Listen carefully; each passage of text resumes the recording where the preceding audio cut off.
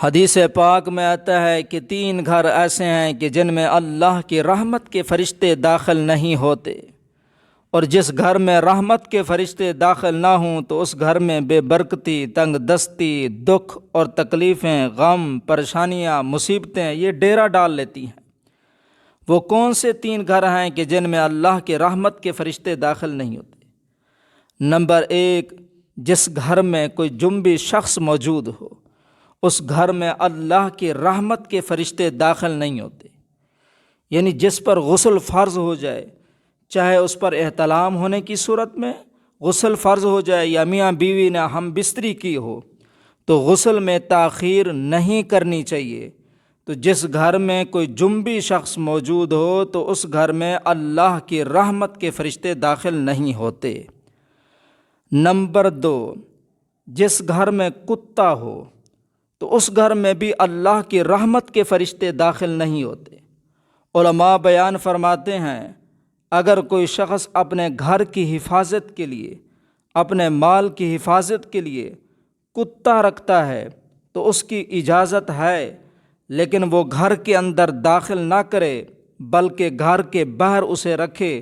لیکن جو لوگ شوقیہ کتا پالتے ہیں اس کے لیے شرعاً بالکل جائز نہیں ہے۔ تو جس گھر میں کتا ہو تو اس گھر میں بھی اللہ کی رحمت کے فرشتے داخل نہیں ہوتے۔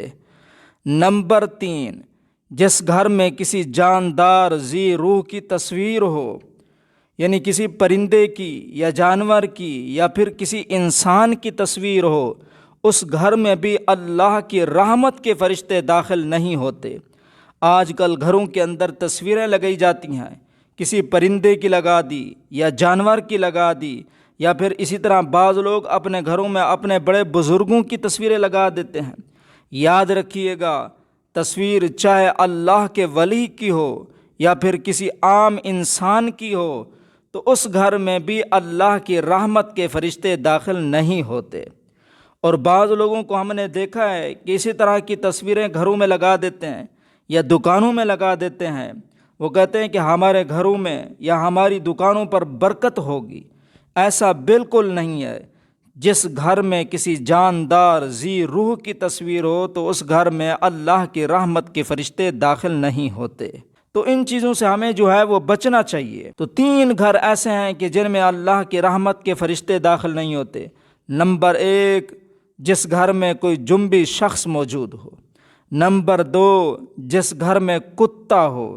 نمبر 3، جس گھر میں کسی جاندار ذی روح کی تصویر موجود ہو تو اس گھر میں اللہ کی رحمت کے فرشتے داخل نہیں ہوتے۔ مجھے امید ہے کہ میری باتیں آپ کو سمجھ آ گئی ہوں گی۔ اللہ پاک ہم سب کو صحیح دین سمجھنے کی توفیق عطا فرمائے۔